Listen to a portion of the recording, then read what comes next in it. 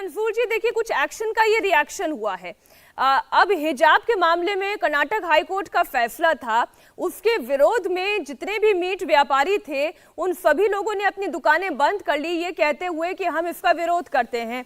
तो अब एक दूसरा धड़ा भी ये खड़ा हो गया है, वो ये कह रहा है कि ठीक है आप ये कर रहे हैं तो हम भी ये करते हैं कि हम भी हलाल का मीट नहीं खरीदेंगे, हम झटके का मीट खरीदेंगे, हम वो अपने देवी देवताओं को चढ़ाएंगे। तो ये कह रहे हैं कि एक एक्शन का रिएक्शन भी है, एक पहलू ये भी है इसका।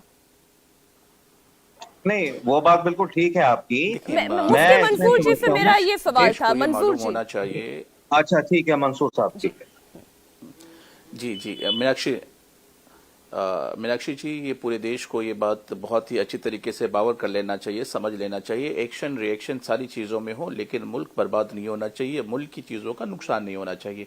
मुल्क की सभ्यता, मुल्क की रीति रिवाज पर भी उंगलियां नहीं उठनी चाहिए। और जो जिस धर्म के मानने वाले, उनको अपने धर्म की चीज़ों पर पूरी मोहब्बत के साथ, आज़ादी के साथ अपने धर्म के चीज़ों पर पालन करना चाहिए, उनको अमल करने की इजाज़त होनी चाहिए। इस तरीके की भाषाओं का इस्तेमाल करके मुल्क के अंदर में वातावरण खराब करना और मुल्क के अंदर में इस तरीके की भाषाओं को डाल करके बीजेपी के उन बड़े नेताओं को, खुसूसन प्राइम मिनिस्टर साहब को या बीजेपी को बदनाम करना, ये बिल्कुल अच्छी बात नहीं है।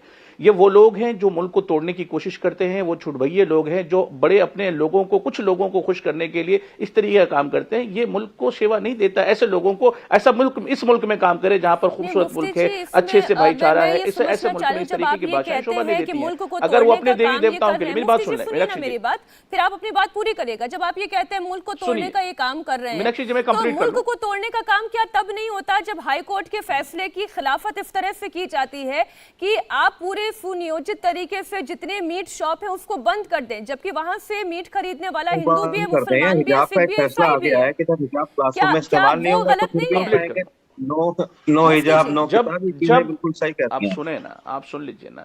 अब ऐसी सूरत हाल में जितने भी कसाई भाई हैं जो मीट के कारोबार करते हैं या जो भी अपने कारोबार में मीट का इस्तेमाल करते हैं, अगर हमारे हिंदू भाई बहन नहीं खरीदना चाहते ना खरीदे, इससे क्या फर्क पड़ना है। एक दूसरे के तय मोहब्बत और समझदारी होनी चाहिए कि भाई वो अपना काम करें। अगर उन्हें मीट चढ़ाना है तो अपने हिसाब से वो चढ़ा लेवें, और अगर इन्हें मीट खाना है तो अपने हिसाब से हलाल खाएं। और हलाल और हराम का मसला जो इंपॉर्टेंट है वो मुसलमानों के लिए ना, हमारे हिंदू भाइयों के लिए।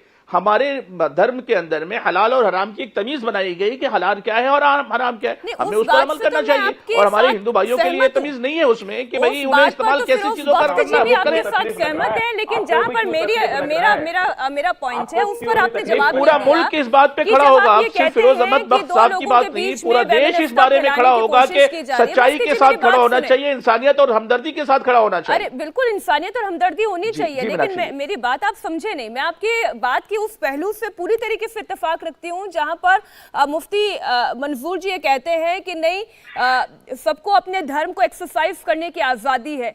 लेकिन जब मैं यही सवाल पूछती हूं कि कर्नाटक हाईकोर्ट के फैसले का इस तरीके से इसकी खिलाफत की जाए कि सारे के सारे मीट शॉप्स बंद कर दिए जाएं, ये रिएक्शन, क्या ये दूरियां पैदा करने वाला रिएक्शन नहीं है?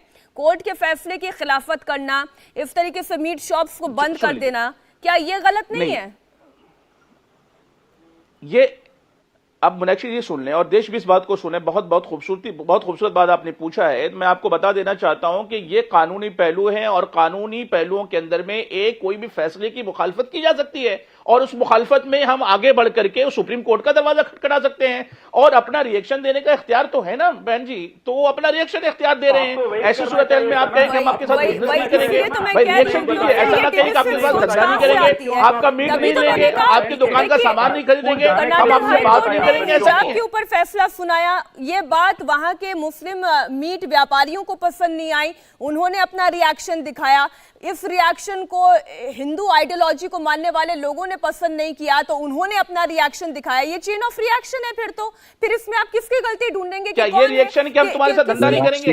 मैं एक मिनट आपके पास मौलाना रशीदी जी भी हमारे साथ जुड़े हुए हैं, कमेंट रशीदी जी का भी मैं एहतजाज दर्ज कराया कि हम अपनी दुकान बंद रखेंगे, एहतजाज दिखाया कि अपने कारोबार हम बंद रखेंगे, एहतजाज दिखाया कि हम अपने कारोबार को बंद करेंगे, ये स्वागत कराना चाहते हैं, हमें तकलीफ होती है और ये तो नहीं कहना कि आपके साथ बिजनेस नहीं करेंगे, हम आपके साथ धंधा नहीं करेंगे।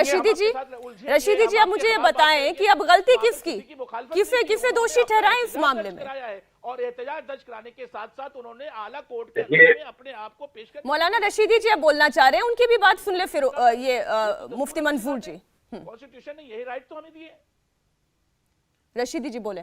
देखिए मीनाक्षी जी, एक सरकारी डाटा है कि हिंदुस्तान के अंदर 71% लोग गोश्तखोर हैं, मीट खाते हैं, और मुसलमान इस देश में 14 से 15% है, जो सरकारी आंकड़े हैं। तो बाकी जो लोग हैं ये हिंदू लोग हैं जो मीट खा रहे हैं। अब जाहिर बात है अगर मीट की दुकानें बंद होगी तो इनको परेशानी तो होगी ना। उस परेशानी को लेकर ये रिएक्शन दे रहे हैं, इसको जिहाद बता रहे हैं, क्योंकि इनको मीट नहीं मिल रहा है। ये बड़ी बात है, इसको समझना चाहिए। दूसरी बात, किसी भी आदमी को ये इख्तियार है हमारे संविधान में कि वो जो चाहे खाए, जो चाहे पहने। अगर आपको हलाल मीट नहीं खाना है तो मत खाइए, आपको हमें झटके का मीट नहीं खाना है तो हम ना खाएं। इस पर यह कहना कि साहब ये रिएक्शन उस चीज का है कि उन्होंने हिजाब के मामले में दुकानें बंद कर दी, तो इस पर ये साहब बैठे हुए बोल रहे हैं आपके टीवी पर कि ये उसका रिएक्शन है जो हम इसको जिहाद बता रहे हैं। अरे भाई, इसको जिहाद मत बताइए, ये कहिए कि हमारी भूख नहीं मिट रही है, हम खाना चाहते हैं, आपने दुकानें बंद कर दी, तो हमारी भूख का क्या होगा। तो इसलिए आप बोलिए कि दुकानें खोलिए, हम खाना चाहते हैं, इसमें क्या दिक्कत है आपको बोलने में। इंडिया टीवी हर वक्त हर जगह डाउनलोड करने के लिए सर्च करें India TV news Google play store या ऐप स्टोर पर।